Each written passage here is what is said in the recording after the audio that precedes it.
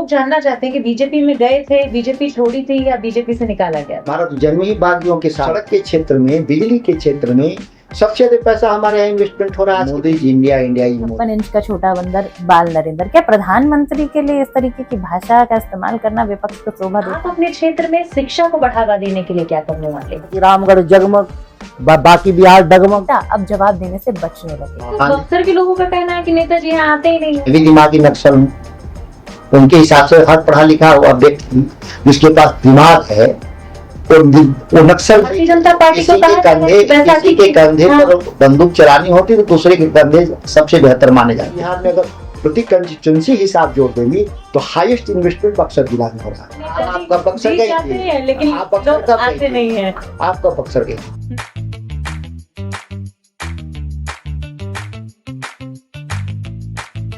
नमस्कार, मैं नलिनी सिंह पालीवाल, खबरी मंच में आप सभी का बहुत बहुत स्वागत है। आज मेरे साथ जनता के ऐसे जनप्रतिनिधि और सांसद मौजूद हैं जो न केवल अपने सांसदी के लिए बल्कि अपने बेबाक अंदाज के लिए जाने जाते हैं। बिहार की सियासत में इनकी बेबाकी के खूब चर्चे रहे हैं। ये कृषि मंत्री भी रह चुके हैं। साथ ही हर मुद्दे पे, चाहे युवाओं का मुद्दा हो, रोजगार का मुद्दा हो, स्वास्थ्य का मुद्दा हो या अपनी कॉन्स्टिट्यूएंसी से जुड़ा कोई भी ऐसा मुद्दा हो, ये इस मुद्दों पर बात करने से इधर नहीं रहते हैं। सबसे ज्यादा जो ये उभरे वो इस बात से उभरे कि इन्होंने अपनी पहचान पितृसत्ता से अलग होकर बनाई, अलग कदम नक्शे पर चले। बिहार और बक्सर, जी हाँ, बाघ जिला बक्सर से आते हैं और बक्सर के सांसद मेरे साथ इस वक्त सुधाकर सिंह जी मौजूद हैं। बहुत बहुत स्वागत है सर आपका। जैसे कि मैंने कहा, बक्सर बाघ जिला, बक्सर की बड़ी चर्चा होती है जब भी बिहार की बात होती है, और राजनीति में अगर बात की जाए तो आप लंबे समय से हैं। तो सियासत में सर आपकी एंट्री कैसे हुई? शुरुआत इसी से करना चाहूंगी। सियासत, चुनावी राजनीति से इतर अगर सियासत को देखें तो जन्म से है, क्योंकि मेरा जन्म भी 74 में है, जब देश में अघोषित आपातकाल था। तो उस समय मेरे जन्म के साल में सभी हमारे समाजवादी लोग और परिवार के लोग या तो जेल में थे या घर छोड़ चुके थे।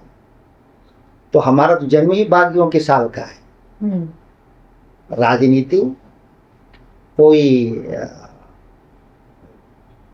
एक चुना हुआ पेशा नहीं है, ये वास्तविक रूप से जीवन जीने का एक तरीका है। चुनावी राजनीति में थोड़ा लेट या आना ना आना वो एक अलग निर्णय था, लेकिन मुझे तो सामाजिक राजनीतिक जीवन में होना ही था। दिल्ली यूनिवर्सिटी से ही जब ग्रेजुएशन कर रहा था तभी से मैं यहाँ कॉलेज में चुनाव लड़ा था प्रेसिडेंट का। तो ये देखें तो एक तरह से हमारी राजनीतिक यात्रा भी 34 साल की है, 32 साल की हो गई। 94 में मैं दिल्ली यूनिवर्सिटी के केएमसी ट्यूरिंग कॉलेज का प्रेसिडेंट का चुनाव लड़ा था। तो ये लगभग यात्रा मेरे जीवन के साथ ही यात्रा है, राजनीतिक यात्रा भी। चुनावी यात्रा का जिक्र आपने किया, परिवार, पिताजी की बात की जाए जिन्हें काफी लोग बहुत बिजलिया बाबा भी कहते थे क्योंकि उन्होंने बिजली के सेक्टर में बहुत काम किया था बिहार में। पिताजी आरजेडी से थे, आप भी आरजेडी से थे। फिर एक ऐसा वक्त आया जब आपने बीजेपी का साथ लिया, फिर वापसी आपने आरजेडी में घर वापसी की। तो वो सर लोग जानना चाहते हैं कि बीजेपी में गए थे, बीजेपी छोड़ी थी या बीजेपी से निकाला गया था?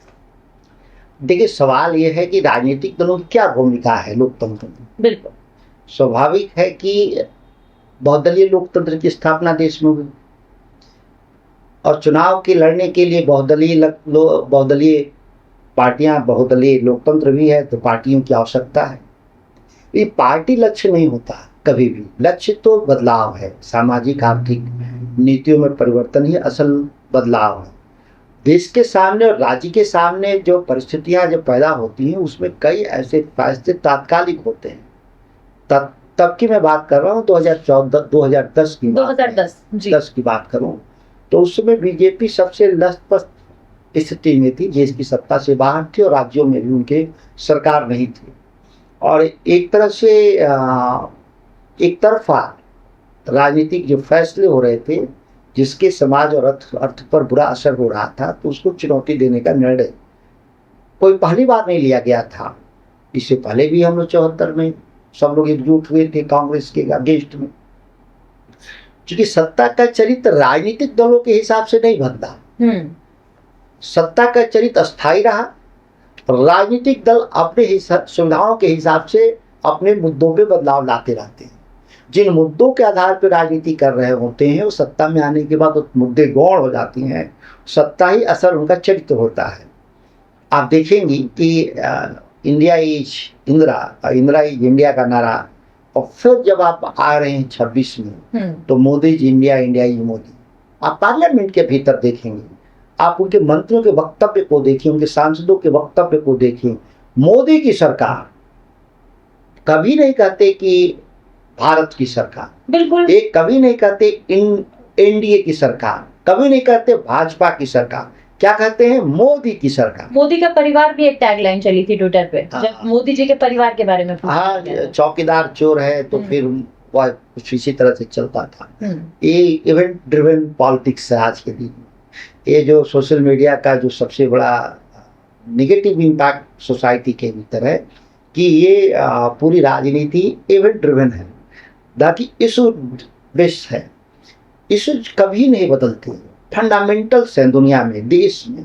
वो इशूज है कि ह्यूमन डेवलपमेंट इंडेक्स में हम कहाँ खड़ा है, मानव विकास सूचकांक में हम कहाँ खड़ा है। और मानव विकास सूचकांक की जो प्राथमिक आंकड़े आते हैं वो शिक्षा में, स्वास्थ्य में, प्रति व्यक्ति आय में, यही सबसे प्राइमरी है। और प्रति व्यक्ति आय कहाँ से आएगा, मतलब कि एग्रीकल्चर सेक्टर से, मैन्युफैक्चरिंग से और सर्विस सेक्टर से। जी। भारत जैसे देश के भीतर जिसकी आबादी 140 या 45 करोड़ होनी चाहिए एक अनुमान के आधार पर, भारत की अर्थव्यवस्था का अब भी ग्रोथ का इंजन एग्रीकल्चर इसलिए मानते हैं कि जीडीपी में 15% जरूर दिखता है, लेकिन 70% जॉब क्रिएट करता है।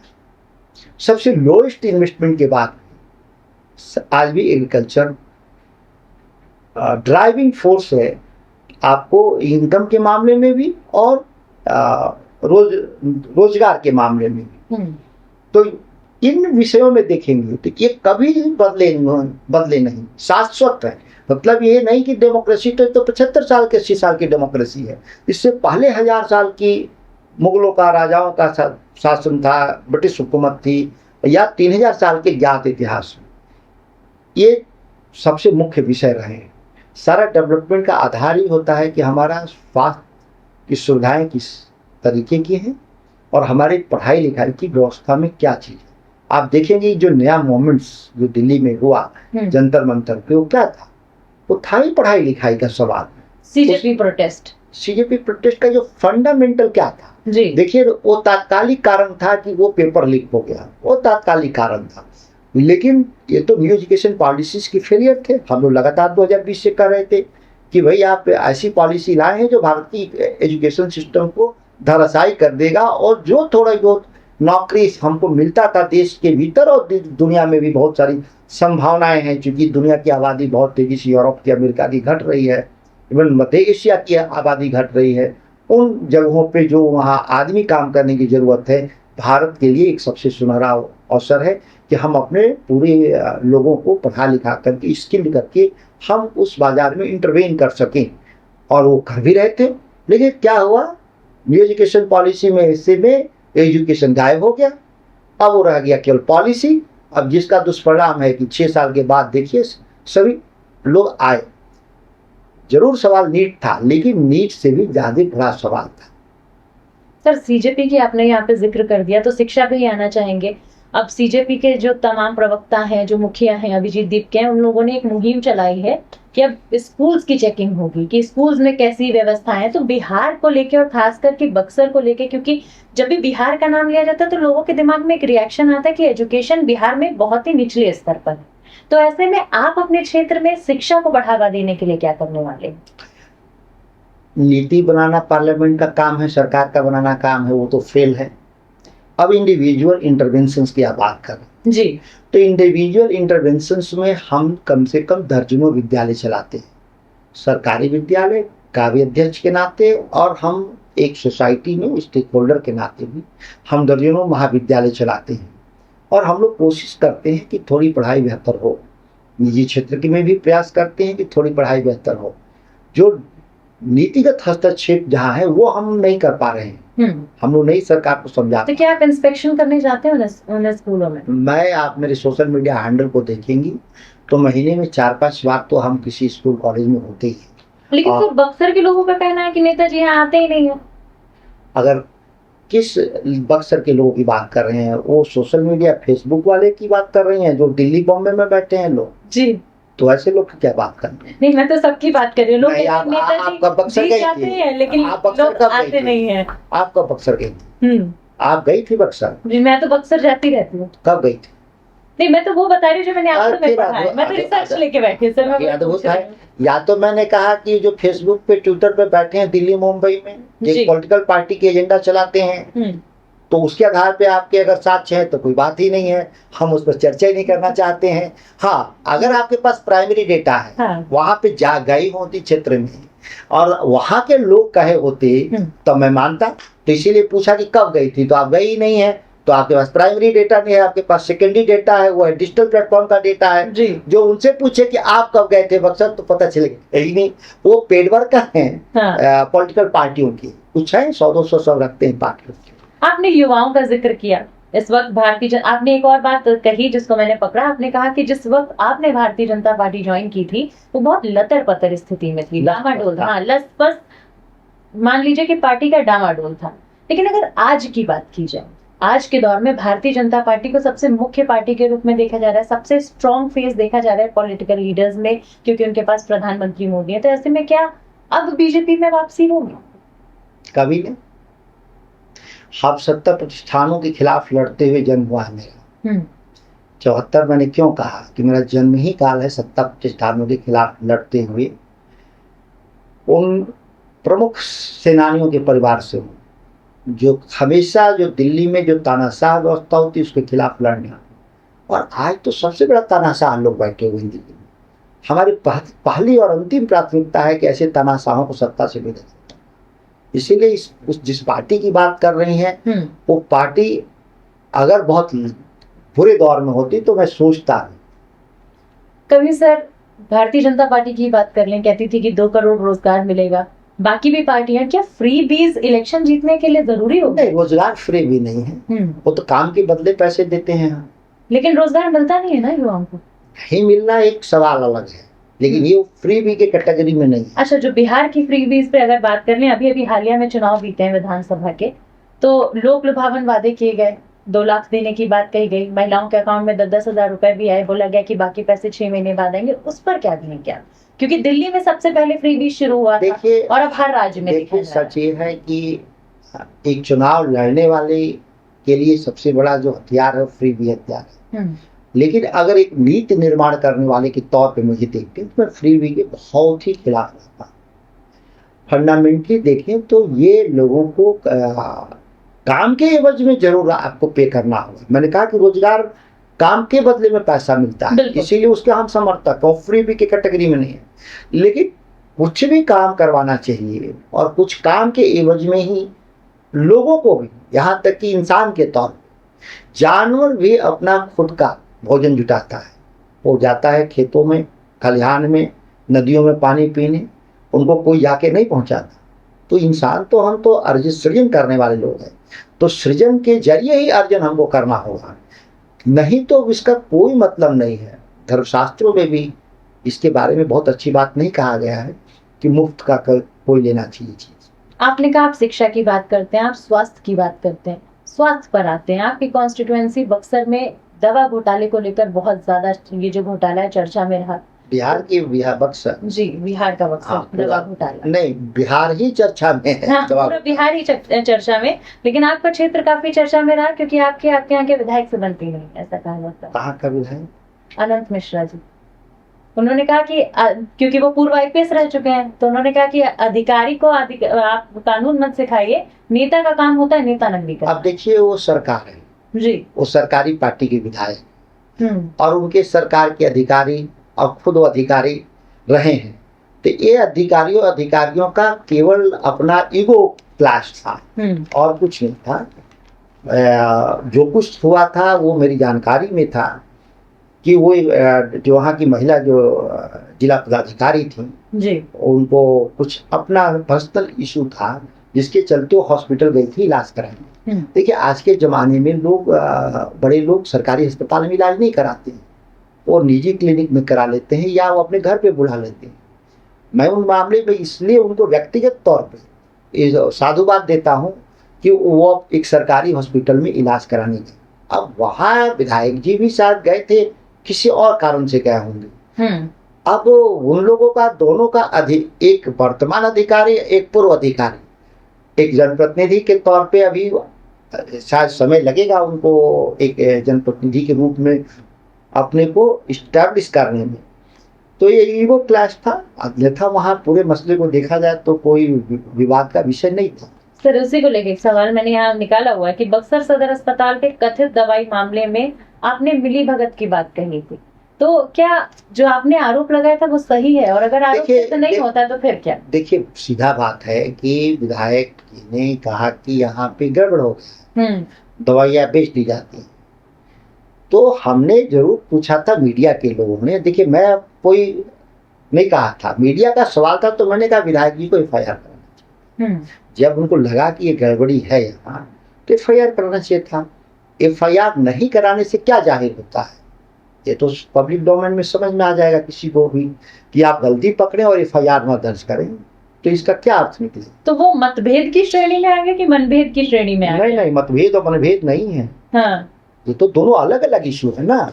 सर स्वास्थ्य व्यवस्था पे जब हम बात करते हैं तो आपको क्या लगता है कि बिहार में जिस तरीके की स्वास्थ्य व्यवस्था है, क्या उसमें भी स्वास्थ्य व्यवस्था में कोई चूक है? क्या अकाउंटेबिलिटी की कमी है? आप कुछ है ही नहीं है, कुछ है ही नहीं। चूक छोड़िए, अकाउंटेबिलिटी छोड़िए, एग्जिस्टेंस का सवाल है। जो है इंफ्रास्ट्रक्चर वो शॉर्ट मैन पावर के चलते वो परफॉर्म नहीं कर पा रहा है। अब मान लीजिए ऑपरेशन करने वाला डॉक्टर है और एनेस्थीसिया का कोई डॉक्टर नहीं है, तो भी बेचारा बैठा रहता है, क्योंकि एनेस्थीसिया जब तक एनेस्थीसिया का डॉक्टर नहीं हुआ तब तक ऑपरेशन करने वाला डॉक्टर काम नहीं कर सकता। मान लीजिए एनेस्थीसिया एनेस्थिस्ट है और वहाँ पे क्या बोलते हैं ट्रेन अगर नर्सेज नहीं है तो भी काम नहीं होगा। तो बेसिकली पूरे बिहार में स्वास्थ्य सेवाएं इस कदर खराब स्थिति में है जिसका अंदाजा नहीं लगा सकते। बक्सर को लेकर आपका विजन क्या है? बक्सर को लेकर के कोई अलग विजन नहीं। देखिए एक बात बहुत साफ है कि जो भी दृष्टिकोण होता है एक सांसद का वो देश के लिए सांसद होता है। अगर पता चलेगा कि दिल्ली में नहीं है वो चीज बक्सर में कैसे जाएगा, और बक्सर में होगा तो दिल्ली में क्यों नहीं होगा? हम नेताजी सोचेंगे ना, कंस्टिट्यूएंसी हमारी देश है जी, हम भारत के संसद के सदस्य हैं बिल्कुल, और हम नीतिगत जब हस्तक्षेप करते हैं तो उसका बक्सर पे प्रभाव पड़ता है। अगर हम दिल्ली से पैसा बिहार को नहीं दिलवाएंगे तो क्या बक्सर को सीधे पैसा जा सकता है? ये कोई कानून है, कोई प्रावधान कोई बता दे दुनिया का? कोई प्रावधान नहीं। सीधे है कि हम बिहार के हिस्सेदारी को लेकर के भिजवाते हैं पैसा और बिहार के हिस्से से बक्सर में पैसा आता है। तो हम लोग तो लगे हुए हैं, अभी भी सबसे ज्यादा बिहार को बक्सर को पैसा मिला है। केंद्रीय योजनाओं में देखेंगी तो सड़क के क्षेत्र में, बिजली के क्षेत्र में सबसे ज्यादा पैसा हमारे यहाँ इन्वेस्टमेंट हो रहा है आज के दिन में बिहार में। अगर प्रति कंस्टिट्यूएंसी हिसाब जोड़ देंगी तो हाईएस्ट इन्वेस्टमेंट बक्सर जिला में हो रहा है। आपने कहा सर कि पर्टिकुलरली कॉन्स्टिट्यूएंसी की बात नहीं की जाती है क्योंकि पूरे देश की बात है, आप लोगों की जिम्मेदारी है। बिल्कुल सही कहा। तो बिहार में जो ये आए दिन ब्रिज गिरते रहते हैं और तो यूपी में भी गिर रहे हैं, इंफ्रास्ट्रक्चर ध्वस्त हो चुका है, उस पर क्या कहेंगे? जहाँ बीजेपी होगी सब गिरेगा। आप ये क्यों नहीं करेंगे कि जहाँ जहाँ बीजेपी वहाँ ब्रिज गिरना हो रहा है? क्या वहाँ नहीं हुआ? गुजरात में मोरबी ब्रिज गिरा, कई लोग मर गए रातों रात इस ब्रिज के गिरने से, और उसको लेकर खबरें भी छाप दी गई कि घड़ी बनाने वाली फैक्ट्री ने किया कि चाबी बनाने वाली फैक्ट्री। लोग इसी कंफ्यूजन में रह गए। सवाल ये है कि घड़ी बनाने वाले को आप पुल बनाने का ठेका देते हो या जो भी को देते हो, देने वाला तो वही लोग हैं, ये भाजपा वाले मोदी जी की सरकार। आपने कहा भाजपा वाली मोदी जी की सरकार, मोदी जी का काफी डंका बजता रहता है। कहा जाता है कि मोदी जी जैसा प्रधानमंत्री कोई हुआ नहीं, तो अगला प्रधानमंत्री आप किसको दें? कि नीतीश बाबू हो सकते थे क्या? क्योंकि बिहार चुनाव के टाइम पे ना एक शगुफा छोड़ा गया था कि नीतीश जी जो है वो प्रधानमंत्री बनने चाहिए। और कौन कहा था कि नहीं बनेंगे? एक व्यक्ति बताइए नाम। जब जानकारी थी भी जानकारी, कौन व्यक्ति कहा था कि नहीं बनेंगे? सर वो तो आप बताएंगे। मैं ही इस्तीफा दिया था ना जी। ये मोदी ये मोदी का मॉडिफाइड वर्जन प्राइम मिनिस्टर नहीं चाहिए इंडिया को। और मैं एग्रीकल्चर मिनिस्टर के तौर पे रिजाइन कर दिया कि नीतीश कुमार को प्रधानमंत्री नहीं बनने। क्या फर्क पड़ता है? देखो एक ही जगह है, नाराजगी की व्यक्ति से नाराजगी नहीं, कभी भी इस बात को याद रखिए। अगर व्यक्ति से नाराजगी होने लगे तो सामाजिक राजनीतिक जीवन में नहीं आना चाहिए कभी भी।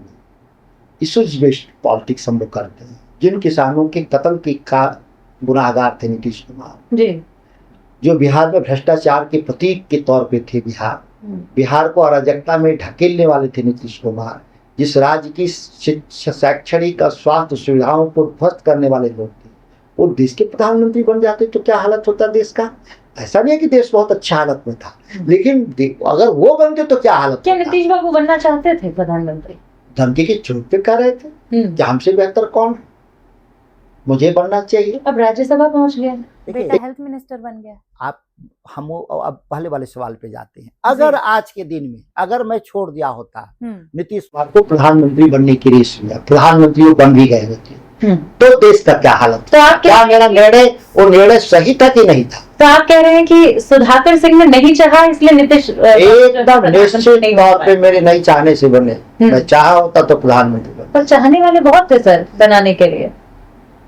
सवाल ये है कि कोई व्यक्ति अपने आप को ताकतवर नहीं होता। अभी भी मैं बता रहा हूँ। तो क्या लालू जी प्रधानमंत्री बनने चाहिए? निश्चित तौर पे बनने लायक, लेकिन वो तो आप ही के नेता है, तो आप तो उनकी बात कहेंगे ही ना।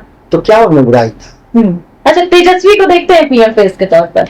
अभी नहीं, अभी नहीं। और तेजो भैया को? वो किस दल में है? बात तो आपकी सही, लेकिन उसी परिवार का हिस्सा थे ना आप। तो सवाल ये है कि हमारी पार्टी का नेता तेजस्वी यादव जी मुख्यमंत्री के दावेदार हैं और वो मुख्यमंत्री के तौर पे एक बार बिहार में सर्व करेंगे, अच्छा परफॉर्मेंस देंगे, जिसके प्रधानमंत्री बन सकते हैं। तो तेजस्वी एक बढ़िया प्रतिनिधित्व कर सकते हैं या लालू जी बढ़िया प्रतिनिधित्व करते हैं? देखिए, उम्र के जिस फासले पर है, अगर मेरी इच्छा भी हो तो उनका पुनर्जन्म तो करा नहीं सकते लालू जी का। बिल्कुल। अब 80 साल की उम्र में हम ये कहें कि वो बिहार चलाएंगे तो संभव नहीं। लेकिन आज भी उनकी छत्र छाया में ही हमारी पार्टी आगे जाती है और हम लोग उनके सारे निर्णयों को मानते हैं। पर कहा जा रहा है कि आरजेडी का मामला थोड़ा ढीला ढाला नजर आ रहा है, प्रतिनिधित्व की कमी है आरजेडी में। हम सबसे हाईएस्ट वोट शेयर के आधार पे आज हम 25 का असेंबली चुनाव हम लड़ करके सबसे हाईएस्ट वोट पाए हैं बिहार में। हमारे तकनीकी रूप से हमारे एमएलए कम हो गए, जबकि हमारे विरोधी सारे लोग जाके एकजुट हो जाते हैं हमको सत्ता में रोकने के लिए, लेकिन हमारी ताकत कमजोर नहीं हुई हो। कुछ एमएलए कम हो गए हैं, लेकिन हमारा वोट शेयर बढ़ता है। कम हो गए हैं, वोट शेयर बढ़ता है। हर चुनाव में ये देखने को मिलता है कि विपक्ष का वोट शेयर ज्यादा होता है, लेकिन एमएलए एमपी भाग जाते हैं। तो ये जो खरीद फरोख्त होती है, इस पर क्या सोचते हैं? एक राष्ट्रीय समस्या है और भारत के लोकतंत्र के लिए कलंक भी है। इसके लिए एक व्यापक नीति बनाने की जरूरत है और समीक्षा की जरूरत है। मैं ये मानता हूँ कि आज के दिन में दल बदल कानून निष्प्रभावी हो गया है। इस कानून की समीक्षा कर। आपने सीजेपी प्रोटेस्ट का जिक्र किया। सीजेपी प्रोटेस्ट जब चल रहा था उस दौरान आप भी जंतर मंतर पर पहुंचे, तो एक एजेंडा भी दिया गया कि ये जो नेता हैं जो जंतर मंतर पर पहुंच रहे हैं, ये अपनी राजनीतिक रोटियां सेकने पहुंच रहे हैं, इनका छात्रों से कोई लेन देन। किसने कहा? लोग कह रहे हैं सर। नहीं, वो में से कौन लोग कह रहे हैं वो, और उसका क्या साक्ष्य है आपके पास? भारतीय जनता पार्टी भी कहती है। हाँ, देखिए कि विपक्ष भाजपा का नाम लेने से क्यों पहले घबराते? बिल्कुल नहीं घबरा। पहले कहिए कि भाजपा ने ऐसा कहा। भाजपा कह रही है, चाहने वाले कह रहे। प्रति उत्तर में सवाल नहीं पूछता तो आप भाजपा को बता नहीं रहे थे। असल कल्प्रिट को सामने रखा हमेशा जी। सवालों में स्पष्टता होने से जवाब उससे। भारतीय जनता पार्टी कह रही, भारतीय जनता पार्टी कह रही थी, वो क्यों नहीं आंदोलन खत्म करा दी छात्रों से बात करके?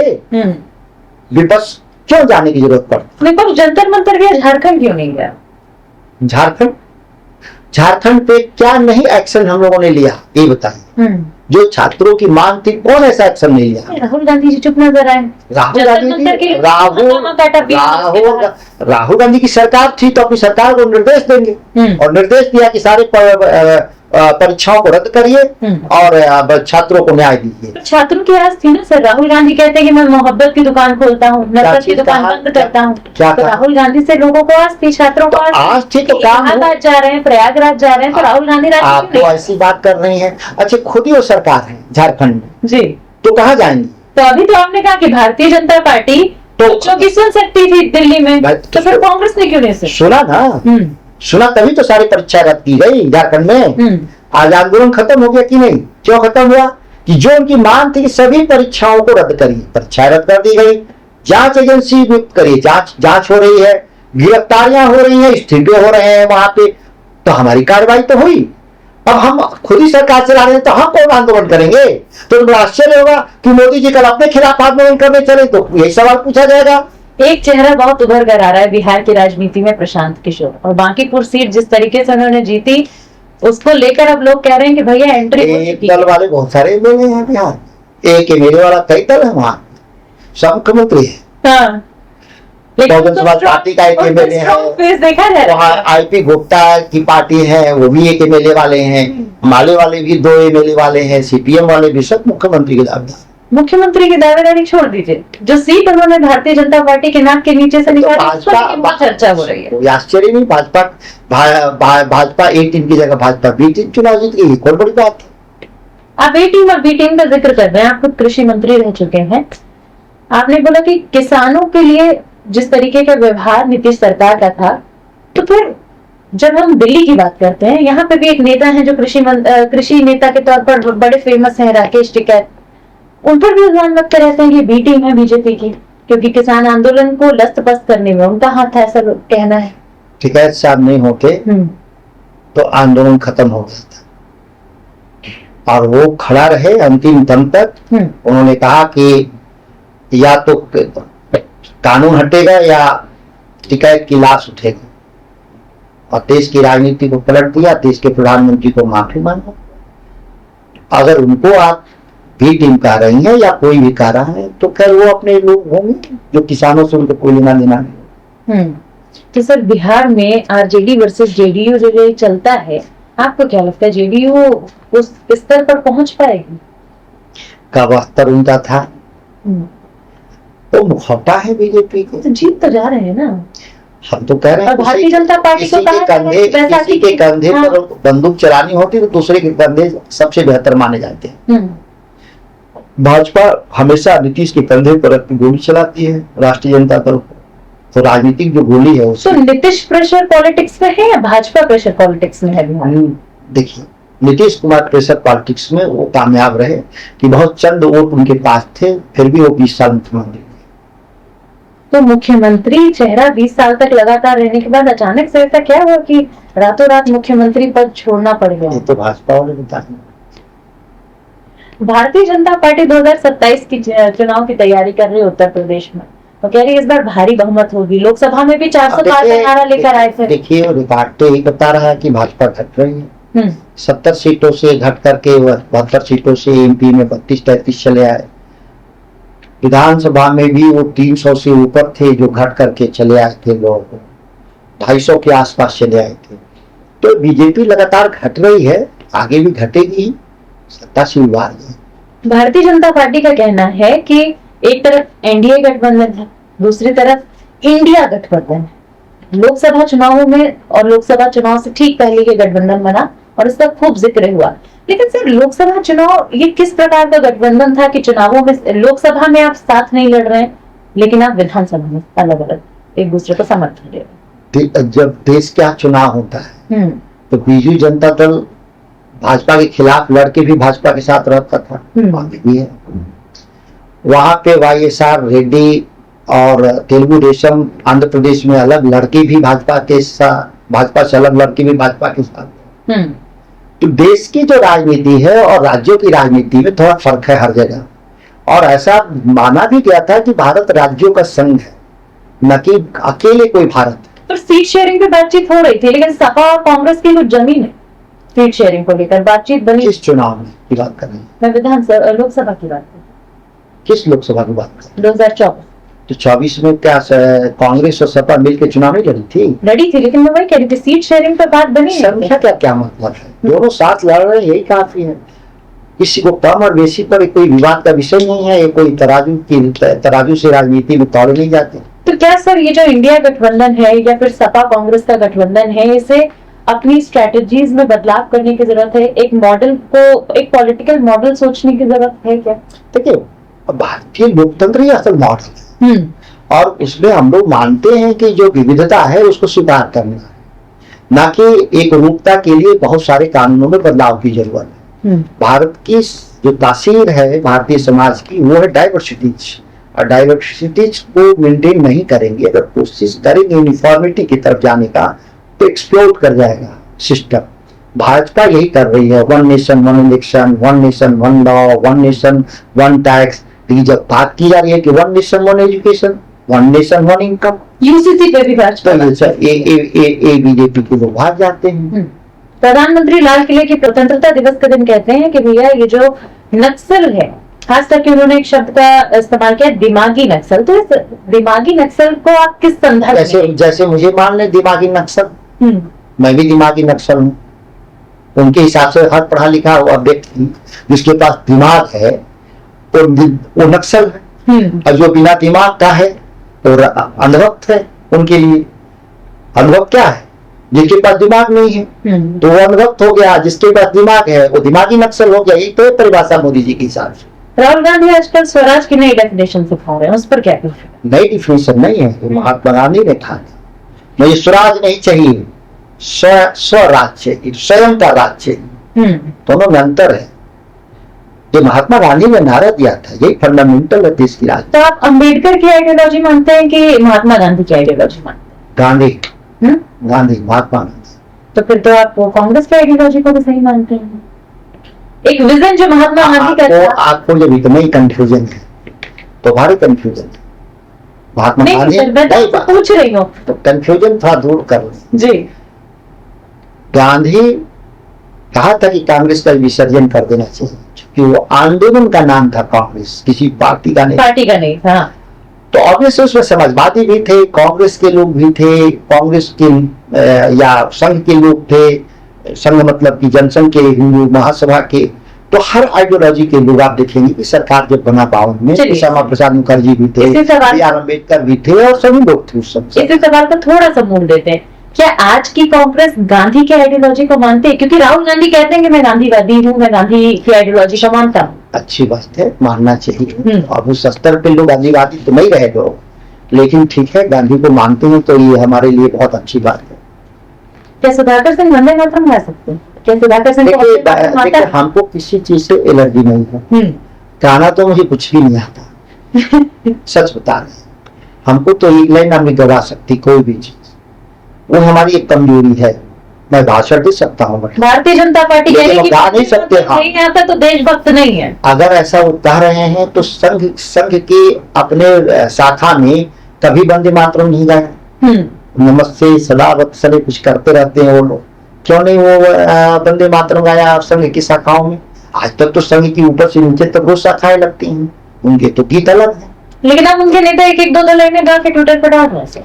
लेकिन एक दो लाइन तो शायद हम भी गा, सच बता रहे हैं, इसमें स्वीकार करने की क्या है? कोई कह दे भाई आके कहेगी आप पूरा गा दीजिए, तुम्हें नहीं आता है गाने, हम काट के गा देंगे, लेकिन हमको नहीं आता।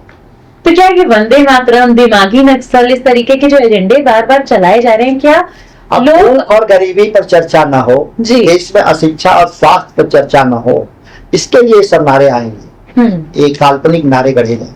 जब कोई मूवी आती है और खास करके जब कोई हीरोइन उसमें भगवा बिकनी में दिख जाती है तो काफी विवाद हो जाता है कि भगवा रंग का इस्तेमाल ऐसे कैसे किया गया।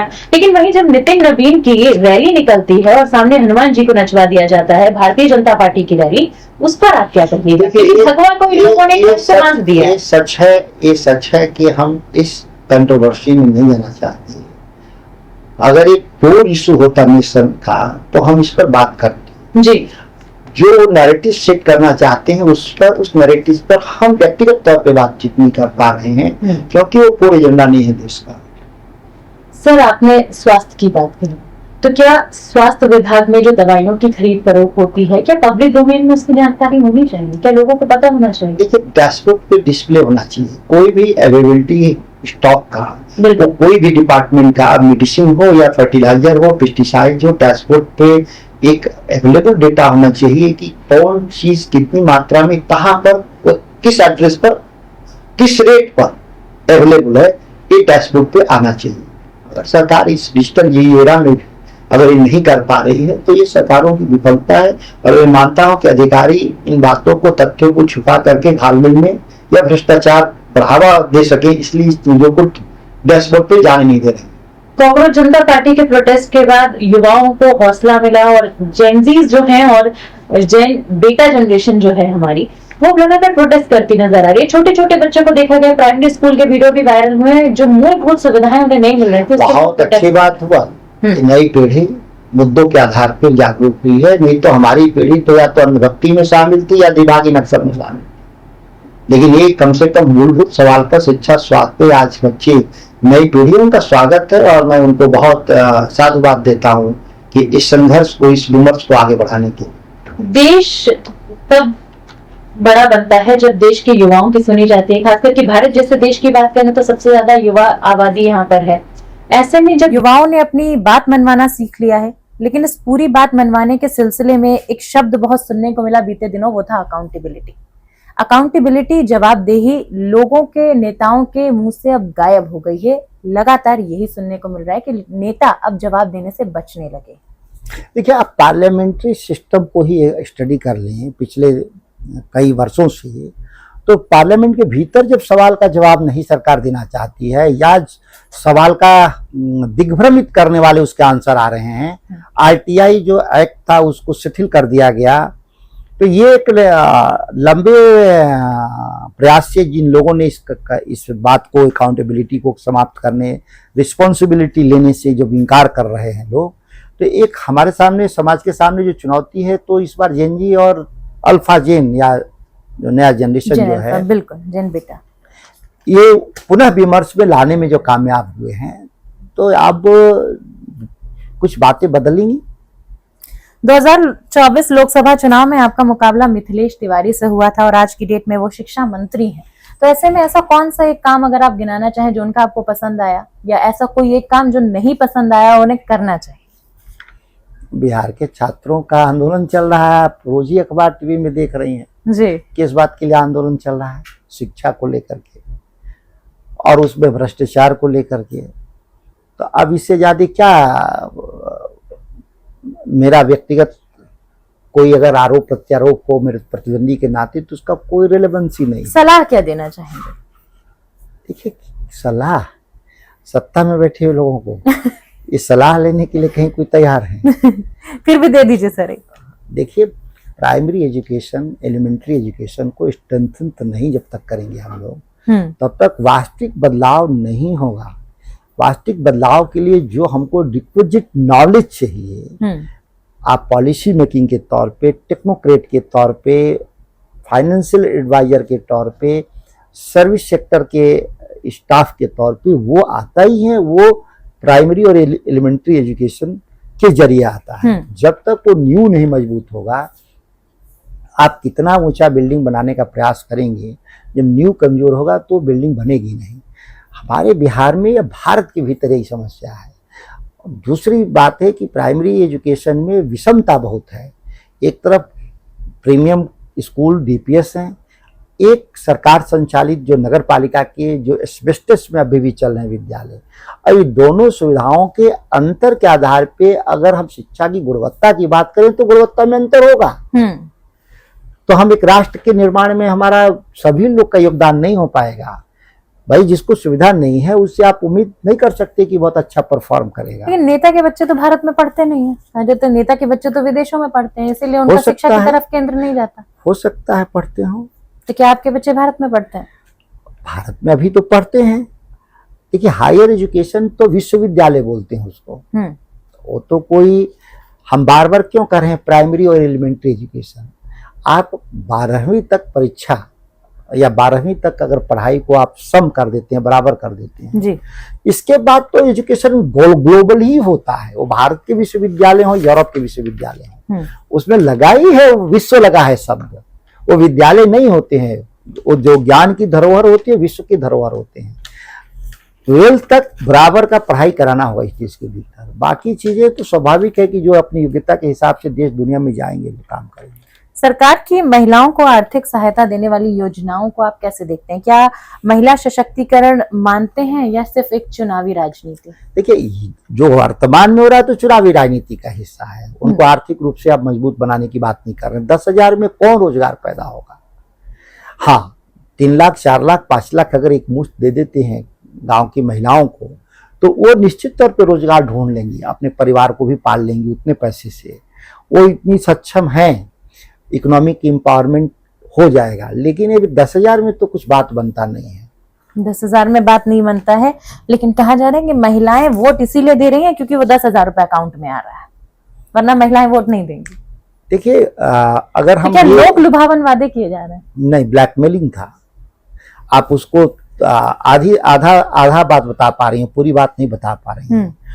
वो एक था कि 10,000 ये फर्स्ट इंस्टॉलमेंट है, और जो महिलाएं बूथ पर आके, जीविका दीदी जो वहां पे बैठी थी 5 की संख्या में, उनको मोबाइल नंबर नाम नोट करा करके वोट देने जाएंगी बूथ पर, तो उनको दूसरा किस्त आएगा 1,90,000 का।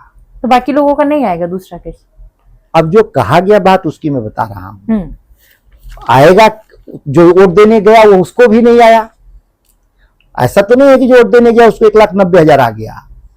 जो नहीं गई उनका बात छोड़ दीजिए, जो गई उनका कौन आ गया?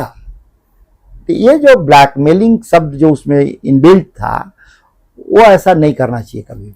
अगर आपको महिलाओं को सशक्त करना हो, खास करके आपकी कॉन्स्टिट्यूएंसी की बात करूं, तो वो कौन सी एक योजना होगी जो आप महिलाओं के लिए चलाना चाहेंगे? हम लोग बच्चियों को पढ़ाने के लिए बहुत सारे स्कूल कॉलेज चलाते हैं। जब देश में बच्चियों को पढ़ाने की बात नहीं हो रही थी, तब हम 1990 के दशक में, 80 के दशक में हम लड़कियों के लिए स्कूल खोल रहे थे।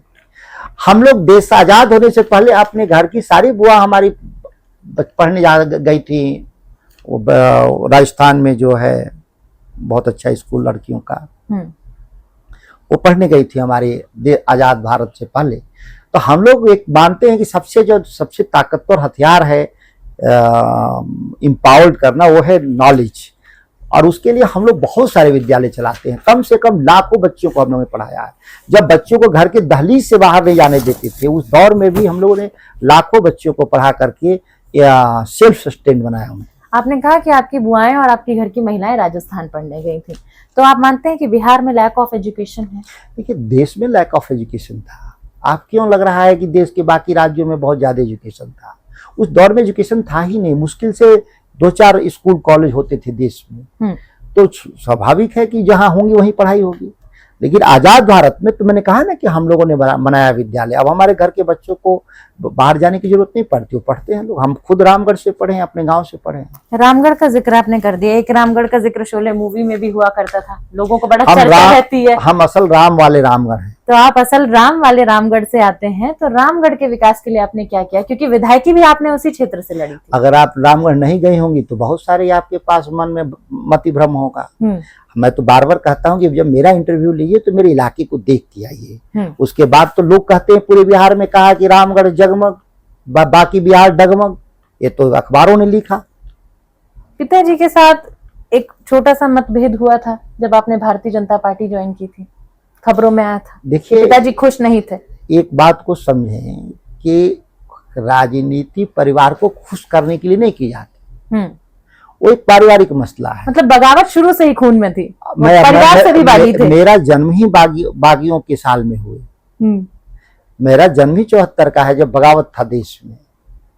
तो फिर पिताजी बाद में माने कैसे सर?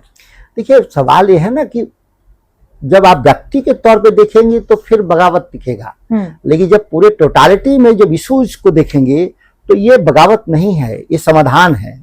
और समाधान के लिए तो आदमी को कुर्बानी देना ही पड़ता है। अच्छा, एक बात बड़ी मैं आपसे जानना चाहूंगी कि ये बात सच है या झूठ है। एक बात बड़ी चली थी कि जिस दौरान आपने भारतीय जनता पार्टी के टिकट पे चुनाव लड़ा था, उस दौरान खुद आपके पिताजी ने आपके खिलाफ जो वहां से मेंबर खड़ा था उसके लिए प्रचार प्रसार किया था। क्या ये बात सच है? देखिए, यही उनको करना चाहिए था। एक पार्टी के कार्यकर्ता के तौर पे उनको अपनी पार्टी का साथ देना चाहिए था, जो उन्होंने किया। इसके लिए मुझे कोई मलाल नहीं है। मैं चुनाव भले हार गया, लेकिन मैं इस उम्मीद पर भी नहीं लड़ा था कि मेरे पिता मेरा साथ देंगे। हाँ, जिस पार्टी के बूते में चुनाव लड़ा था वो लोग जरूर धोखा दिया, और वो धोखा देने वाला व्यक्ति का नाम था नीतीश कुमार। सबका साथ सबका विकास की पार्टी जो नीतीश कुमार के साथ काम कर रही है भारतीय जनता पार्टी, अगर वो सामने से ऑफर करती है, क्योंकि आजकल बड़ा ऑफर किया जाता है, तो फिर आपका रिएक्शन क्या होगा? राजनीति एक बढ़िया पद के साथ अगर ऑफर करती है, मैंने कहा राजनीति से विदा हो जाना ही बेहतर होगा। राजनीति छोड़ देंगे तो और क्या करना है? वो तो भाजपा राजनीति के चमकाने साथ का मौका देंगे ना। भाजपा के साथ जाने का मैंने कहा ना कि मैं सत्ता प्रतिष्ठानों से लड़ने के लिए बना हूँ, सत्ता प्रतिष्ठानों में हाँ मिलाने के लिए नहीं बना हूँ। जिस दिन वो नौबत आ गई किन्हीं कारणों से तो मैं इस्तीफा दे दूंगा। कई सारे आपराधिक मामलों में भी आपका नाम दर्ज है सर, हालांकि वो बहुत सीरियस नहीं है, लेकिन मैं जानना चाहूंगा पार्लियामेंट में आने वाले लोगों का नाम बताइए जिन पर आपराधिक मामले नहीं है। आपराधिक मामले तो सरकारों का काम है दर्ज करना। मेरे पर कौन केस है? किसी जनता ने किया है मेरे पर? एक पार्टी है जिसे वॉशिंग मशीन पार्टी कहा पहला जाता नंबर है। समझिए कि दो तरह के आरोप लगते हैं। एक कि मैं मर्डरर हूं और रेपिस्ट हूं, तो जब स्वाभाविक है मेरे पे मुकदमे, आपराधिक मुकदमे। और एक मुकदमे सरकार करती है, सरकारी कार्य में बाधा है, आप पर करप्शन का चार्ज, तो एक सरकारी, तो दो तरह के मुकदमे हैं। तो सरकारी मुकदमे जब विपक्ष में रहेंगे तो सरकारी मुकदमे होंगे। तो मेरे पर दो ही मुकदमे हैं, दोनों सरकार के हैं। पब्लिक का तो है नहीं कि कोई किसी से मारपीट का भी तो नहीं है केस मेरे पर। ऐसे बहुत सारे चेहरे हैं राजनीति में जिन पर बहुत संगीन इल्जाम थे, लेकिन कहा जाता है कि एक पार्टी पार्लियामेंट ही खाली हो जाएगी। आपने तो सवाल ही नहीं पूरा होने दिया। लेकिन कहा जाता है कि एक ऐसी पार्टी है जो वॉशिंग मशीन पार्टी है, अगर आप उसे ज्वाइन कर लेते हैं तो आपके सारे दाग धुल जाते हैं। अरे मैं कहा ना कि अगर उसका हिसाब ठीक से हो जाए तो आधा पार्लियामेंट खाली हो जाएगा। कोई विषय नहीं हो, न्यायपालिका का मसला हो, न्यायपालिका उसको देखेगी। प्रधानमंत्री को कैसे देखते हैं? क्या प्रधानमंत्री जो कहते थे कि मैं गुजरात मॉडल लेकर आया हूं और वही मॉडल से काम करूंगा, वो मॉडल कहीं दिख रहा है, नजर आ रहा है दूर दूर तक? सबसे न्यूनतम मजदूरी कम कहाँ है देश में? गुजरात में। अगर गुजरात में डेवलपमेंट है तो न्यूनतम मजदूरी सबसे कम क्यों है? अब वो डॉलर, ट्रिलियंस डॉलर्स में मत देखा करे इकोनॉमी को। उस ट्रिलियंस डॉलर किसके पास है ये इसमें देखिएगा तो पूरी इकोनॉमी में 2.5 ट्रिलियन डॉलर तो 10 लोगों के पास, 5% लोगों के पास है देश में। और 1.5 ट्रिलियन डॉलर में 95% लोग हैं। अगर 1.5 ट्रिलियन डॉलर में 95% आबादी का भागा दीजिएगा तो सब सहारा घाना से भी खराब स्थिति है भारत का। तो आप उस 95% आबादी की बात कर रही हैं तो फिर हम घाना की कैटेगरी में हैं। और नहीं, आप 5% आबादी की बात कर रही हैं तो हम लोग इंग्लैंड और अमेरिका की तुलना में हैं। तो आप डिपेंड करता है कि आप क्या किस आंकड़े को देखना चाहती हैं। बीजेपी कहती है कि जब से प्रधानमंत्री नरेंद्र मोदी बने हैं तब से अंतर्राष्ट्रीय स्तर पर हमारे जो बाहर के देशों से रिश्ते हैं वो सुधर गए हैं। डंका बज रहा है। 56 इंच का भी एक डंका बज रहा है। जब पाकिस्तान से लड़ाई लड़ा तो कोई एक साथ देने के लिए नहीं खड़ा हुआ दुनिया भर में। नेपाल तक भी कहा कि ये इनका आपसी मसला है, ये फैसला करें। ऐसा तो ढंका हमने कभी नहीं बचते हुए देखा। आजकल प्रधानमंत्री इटली बहुत जा रहे हैं और वहां की मेलोनी से उनका नाम बड़ा जोड़ा जा रहा है। इटली से तो बड़े विवाद थे उनके। सोनिया गांधी से कहते थे इटली से आई हैं और उनको बड़ा बुरा लगती थी सोनिया गांधी। अब इटली ही जाना आना उनका हो रहा है तो वो जाने। एक वक्त था जब सोनिया गांधी के लिए बहुत ही आपत्तिजनक बातें भारतीय जनता पार्टी ने कही थी। ये वही पार्टी है, ये मोदी जी ने कहा था, भाजपा से ज्यादा मोदी ने कहा था, और ये वही लोग हैं जो बेटी बचाओ बेटी पढ़ाओ और महिला सशक्तिकरण की बात करते हैं। देखिए उस पार्टी में तो महिला सशक्तिकरण की बात ही मत करें। संघ का पहला एजेंडा है कि उसका महिला सदस्य नहीं हो सकती। तो कैसा महिला सशक्तिकरण? महिला सशक्तिकरण के लिए तो संघ पहले सदस्यता तो अभियान शुरू करे, महिलाओं को तो अपना मेंबर बनाए। जिसका संगठन ही महिला विरोधी हो वो महिला सशक्तिकरण का तो केवल छलावा और गाल बजाने की सिवा कुछ है नहीं। एक वक्त था जब राहुल गांधी को लोग पप्पू कहा करते थे, लेकिन आज की डेट में कहा जा रहा है कि राहुल गांधी की इमेज सुधर रही है, राहुल गांधी एक बहुत अच्छे वक्ता हो गए। इस बात में कितना आप दम मानते हैं? शुरू से अच्छा वक्ता थे, पढ़े लिखे थे। कुछ दिन पहले प्रधानमंत्री की मिमिक्री करते नजर आए थे। ये तो स्वाभाविक है कि कौन नई बात है। जो जैसा करेगा तो ऐसा बताना पड़ता है। जरा बार बार भारत जोड़ो यात्रा करते हैं, इसका कोई फायदा तो मिलता नहीं है। तो क्या करना चाहिए? घर में सो जाना चाहिए। एक नेता यात्रा नहीं करेगा जी तो क्या करेगा? वो घर में सोएगा।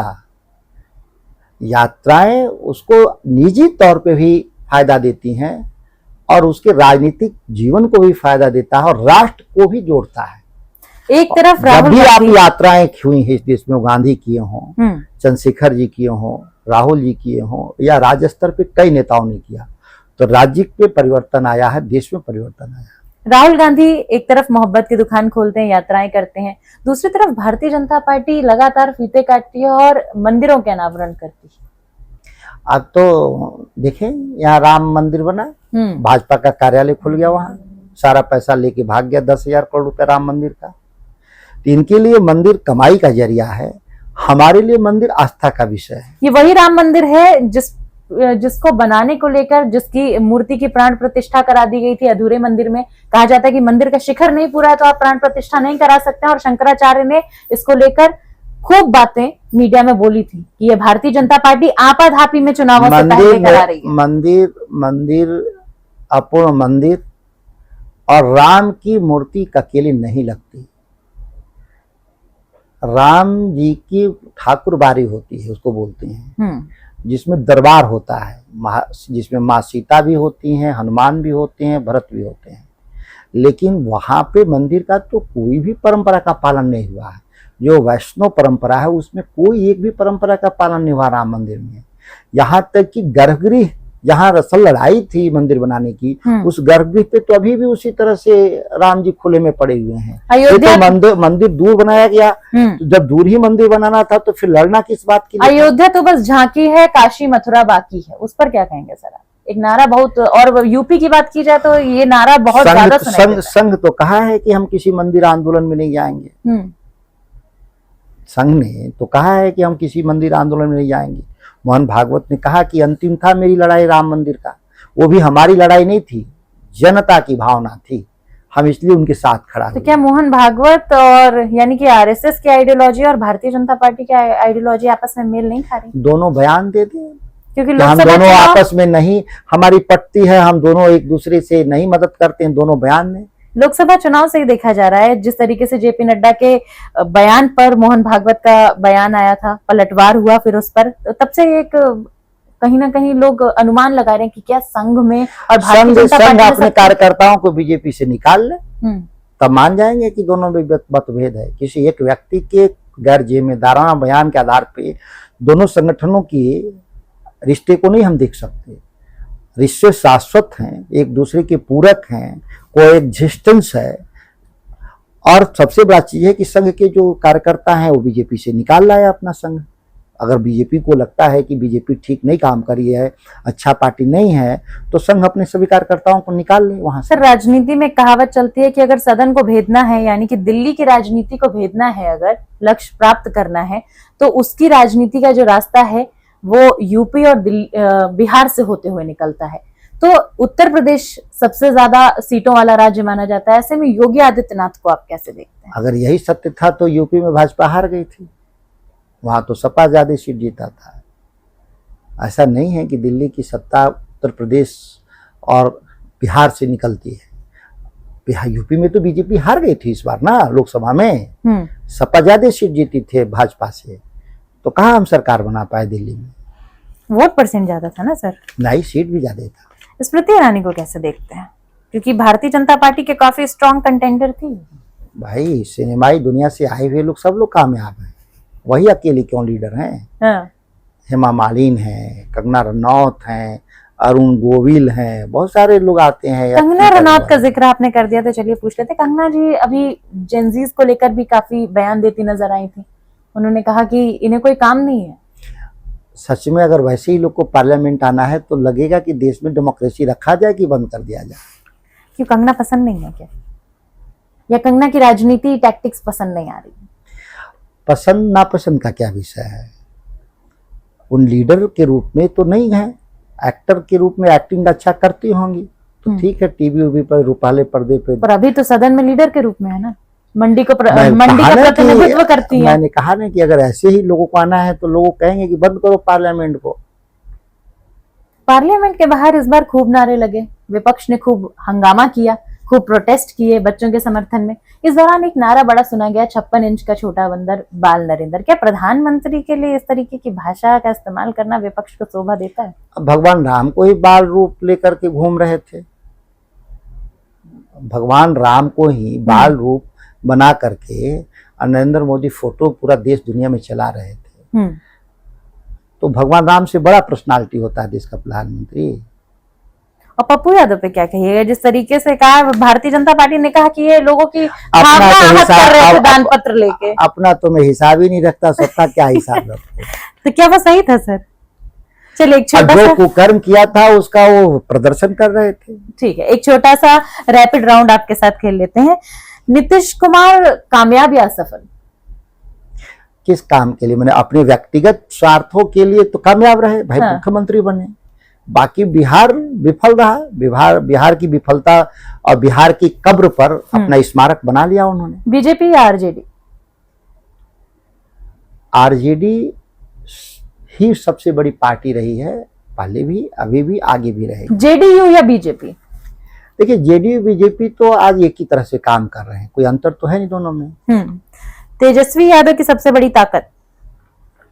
सबसे बड़ी ताकत है उनकी वैचारिक आधार, जो गांधी, जयप्रकाश नारायण, आचार्य नरेंद्र, कर्पूरी ठाकुर, लालू प्रसाद जी ने जिस वैचारिक नींव को रखा, वही सबसे बड़ी ताकत है। और सबसे बड़ी कमजोरी?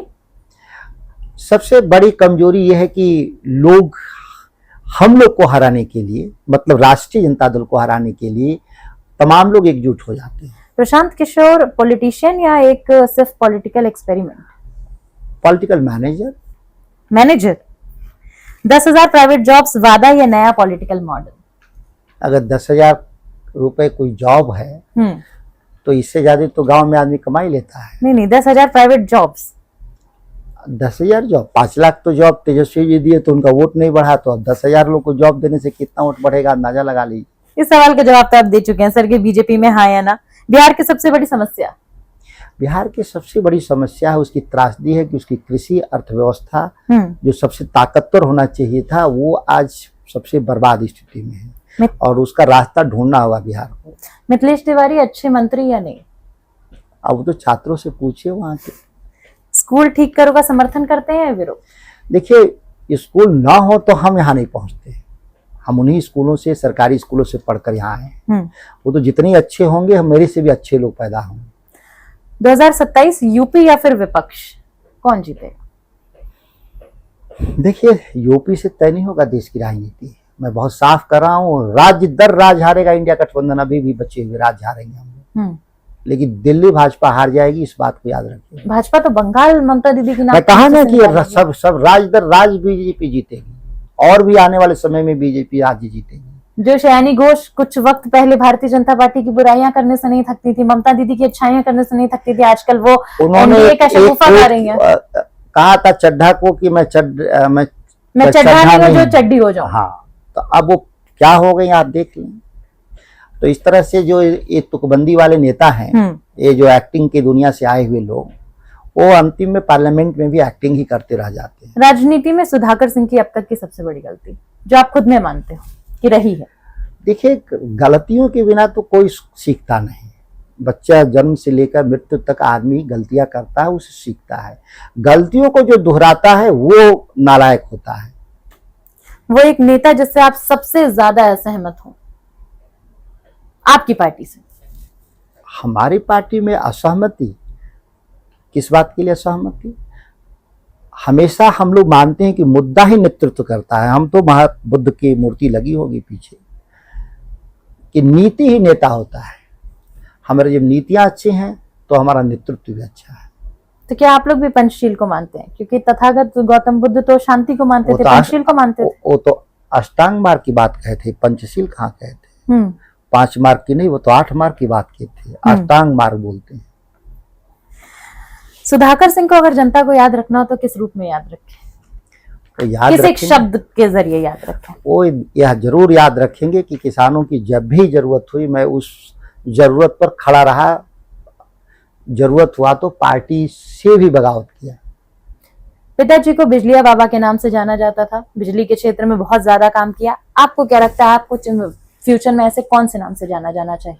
वो कौन सा एक क्षेत्र होगा जिसमें आप सबसे ज्यादा काम करना चाहते हैं? कृषि क्षेत्र में। तो कृषि मंत्री तो आप रह चुके हैं।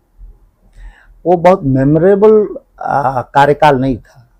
45 दिन में अगर कुछ बदलाव हो सकता था तो इस विभाग के बारे में जरूर चर्चा में लाया कि महत्वपूर्ण विभाग है। इससे ज्यादा तो 45 दिन में कर भी कुछ नहीं सकता। वंदे मातरम पूरा सीखेंगे कि नहीं?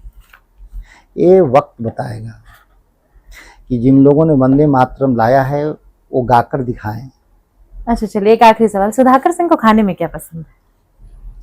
अगर ना खाना हो तो इससे अच्छा दुनिया में कोई काम नहीं। सारी समस्या की जड़ भोजन है, मटन या और चिकन? इसीलिए तो युद्ध है। हाँ। अगर भूख पर विजय प्राप्त कर लेंगी तो सारी समस्याएं खत्म हो जाएंगी। मटन या चिकन?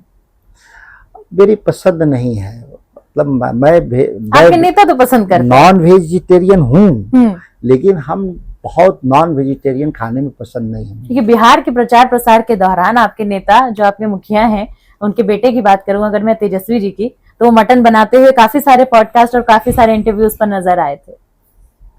देखिए, बहुत लोग को खाना बनाना पसंद है। हाँ। खाना तो सबको पसंद है, बनाना भी बहुत लोग को पसंद है।